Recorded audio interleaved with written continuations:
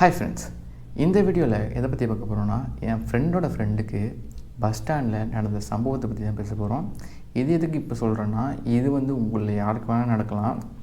அதனால் இதில் கேர்ஃபுல்லாக இருங்க, ரொம்பவே கேர்ஃபுல்லாக இருங்க. ஏன்னா உங்களை வச்சு செஞ்சுட்டு விட்டு போயிடுவாங்க. அதனால் இந்த வீடியோவை ஃபுல்லாக பாருங்கள், அப்போ தான் நான் என்ன சொல்ல வரேன்னே புரியும். ஃபஸ்ட்டு அன்றைக்கி மதியானத்துலேருந்து ஆரம்பிக்கிறேன். என் ஃப்ரெண்டோட ஃப்ரெண்டு அன்றைக்கி காலேஜ் போகிறதுக்காக ஈரோடு பஸ் ஸ்டாண்டில் வெயிட் பண்ணிகிட்டு இருந்தார்.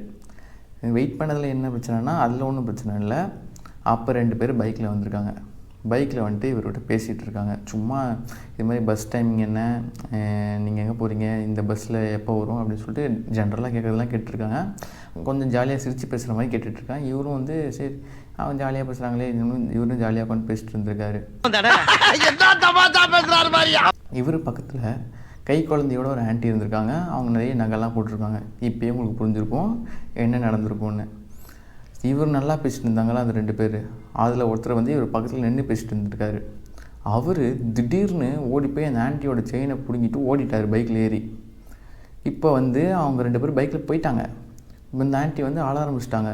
இப்போ ரொம்ப நேரம் பேசினது யார், என் ஃப்ரெண்டோட ஃப்ரெண்டு தான் அங்கே நின்று பேசிட்டு இருந்திருக்காரு. இப்போ யாரை போட்டு அடிப்பாங்க, அங்கே இருந்தவங்க எல்லோரும் போட்டு என் ஃப்ரெண்டோட ஃப்ரெண்டை போட்டு பொழந்திருக்காங்க. போலீஸ்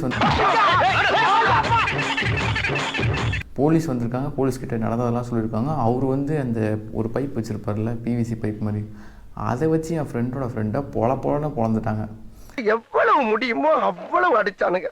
அவங்க அடித்ததில் இவர் சொல்கிறார், நான் காலேஜ் ஸ்டூடெண்ட், காலேஜ் பஸ்க்காக வெயிட் பண்ணிகிட்ருக்கேன், இது மாதிரி காலேஜுக்கு நான் போகணும் அப்படின்னு சொல்கிறேன். அங்கே போலீஸ் நம்பவே இல்லை.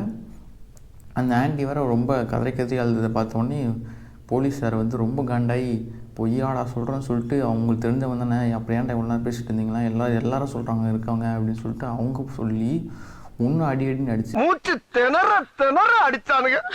ஸ்டேஷன் கூப்பிட்டு போயிட்டாங்க. அதுக்கப்புறம் என்ன நடந்துச்சுன்னு தெரில. அதனால் நீங்களும் தெரியாதவங்ககிட்ட பேசாதீங்க. அப்படியே அவங்க எதனா உங்கள்கிட்ட கேட்டாலும் அப்படியே அமைதியாக தெரில, வேறு யார்கிட்டனா கேட்டுக்கோங்கன்னு சொல்லிட்டு எஸ்கேப் ஆகிடுங்க. இல்லைனா உங்களுக்கும் இதே நிலைமை தான், பார்த்துக்கோங்க. அதனால் இது மாதிரி சம்பவத்தில் தப்பிச்சுக்கோங்க. அதை தான் சொல்கிறதுக்கு தான் இந்த வீடியோ. இது என் ஃப்ரெண்டோட ஃப்ரெண்டுக்கு நடந்தது, நிஜமாகவே நடந்தது ஈரோடு பஸ் ஸ்டாண்டில். இது மாதிரி ஈரோடு பஸ் ஸ்டாண்டில் தான் நடக்கும்னு நான் சொல்லலை, இது மாதிரி எல்லா இடத்துலையும் நடக்குது. உங்கள்கிட்ட ஜாலியாக பேசுவாங்க.